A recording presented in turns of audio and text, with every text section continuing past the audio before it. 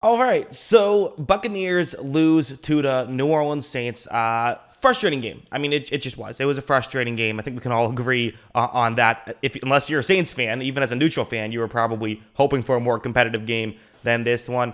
I think you're going to get a lot of hot takes about the Bucs are overrated, all of this stuff. I think the one take that is probably fair, even as a Buccaneers fan, is this probably means that Aaron Rodgers, I think, would probably win MVP. I don't know. At this point, I've kind of given up on how MVP is going to work. Like maybe Matthew Stafford deserves it. But quite frankly, I don't really care. I want the Buccaneers to win a Super Bowl. It'd be nice if Brady won an MVP too. I want the Buccaneers to win a Super Bowl. I'm kind of not really too worried about that. I know a lot of people are going to talk about the 0 points, right? That's obviously not great, but it is worth mentioning, I think, with this game, is that the Buccaneers had none of their top three receivers. Antonio Brown, Mike Evans, and Chris Godwin are all out.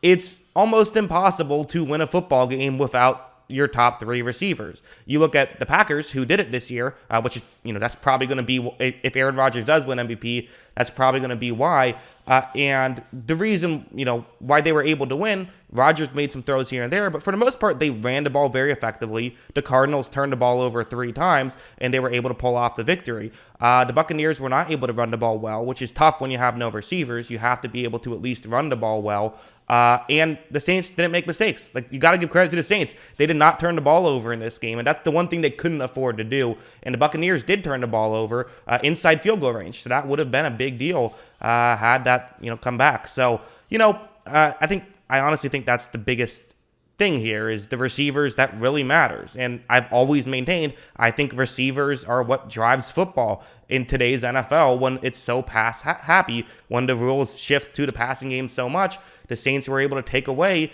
the fact that Buccaneers could not throw the ball, and then, pass rush was able to get there quickly as well. So that works together. Brady's first read isn't open because you got like Jalen Dardine going up against, Marshawn Lattimore. That's just not a matchup he's going to win. And I mean, how many times did you see just nothing was open? Gronkowski dropped a number of passes that he should not have dropped. So, that's it. And again, you got to give credit to the Saints defense. They covered well. Like, they played good defense throughout. So everyone's going to talk about this from Tampa Bay's perspective. I think it should be talked about from the Saints' perspective. Obviously, when you score 0 points, like, the quarterback deserves some blame. Like, there's probably some things he could have done. I didn't really see that much from Brady. Like, the fumble was bad. I did not like the fumble whatsoever. Just go down, take the 3 points. You're down 6. That can make it a 3-point game. I know or even go for it. Who knows? Don't try to do too much. That felt like a frustration play from Brady. And even the interception kind of felt like a little bit of a frustration play. It's late in the game. You're trying to get something to happen. I get it. But that's just not the move I would have liked, really. I actually thought that Taysom Hill wasn't horrible either. The reality is, both of these two secondaries played very well. Guys weren't able to get open. So you have to be able to throw it to somebody. That has to be an aspect of it. So, again, Saints are good. I predicted the Saints to be kind of around where they were heading into this season. So this checks out that the Saints are this good. For the Buccaneers, it's just a tough loss because you're probably not going to get the first round bye now, which, it looked like it was a real possibility heading into this week, especially with the Ravens nearly pulling off the upset. If they won and the Buccaneers won, they would be the 1 seed. Now, looking like you're going to have to, not be the 1 seed, and they could have clinched the division today as well. But again, the flip side is, well, they weren't the 1 seed last year. They weren't even a division winner last year, so it's not the end of the world by any means, really. Still, certainly a disappointing loss. There's no denying that. The positives, and I know this is very Bucs-centric. I don't really know what else to talk about with the Saints, really. I mean, okay, listen, good job. You successfully shut down Tampa Bay. Your defense was incredible. I don't really know what else to say. Like, you did really good. Marquez Callaway was also, he was the best receiver out there. And probably should mention, while I am kind of using the receivers, I don't think it's an excuse. I think it's a reason. But if you want to call it an excuse, fair enough. But if you want to say that that's a big aspect of this, like, you can make that argument. But at the flip side is that for the first, I believe it was 3 or 4 drives, the Buccaneers did have Godwin and Evans and still weren't able to score. Now, they looked a lot better in those drives, I would say. But they didn't put the ball, didn't put points on the board even with that. So you could argue either way. I get both sides. The positives for Tampa Bay, your defense played incredible. Your defense plays this well, and your offense plays better. Things will work out. And again, yes, the Saints do own the Buccaneers in terms of the regular season. I kind of tweeted out, sort of jokingly, about the fact that the Buccaneers have never beaten the Saints and won the Super Bowl in the same season unless they beat them in the playoffs. Like in the regular season, they always get swept by the Saints when they win the Super Bowl. So I'm kind of on that side, like, hey, there we go. Still have a chance. Still part of the plan.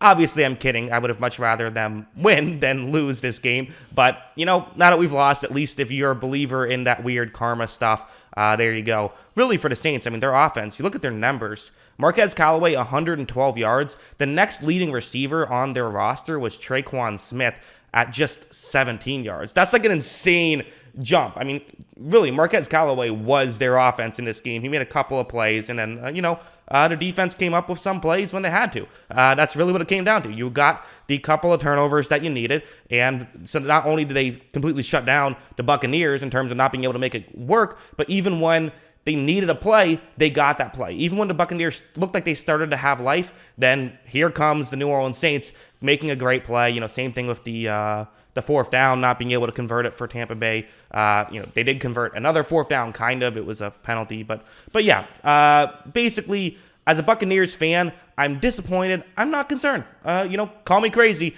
I'm not too concerned because I think we'll be better. And again, that's not to take away from the Saints. What they did was incredible. But I just think that as long as the Buccaneers avoid the Saints in the playoffs, we should be all right, which is what I said last year. We didn't avoid them in the playoffs, and we were still all right. I'm not going to overreact like I did last year. Famously on the podcast, I said after we got blown out by the Saints on primetime once again at home, I said, let's be honest, the Bucs aren't a Super Bowl team.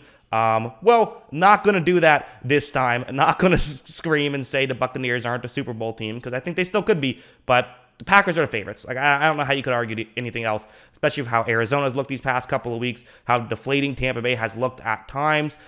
Even with, I think that their offense could be a lot better. I do think Green Bay deserves to be the favorites. They've taken care of business. They have just as many excuses as Tampa Bay does. Because it's one of those weird things. Every time you bring up the Buccaneers are injured, a Packers fan says, "Well, we're injured too."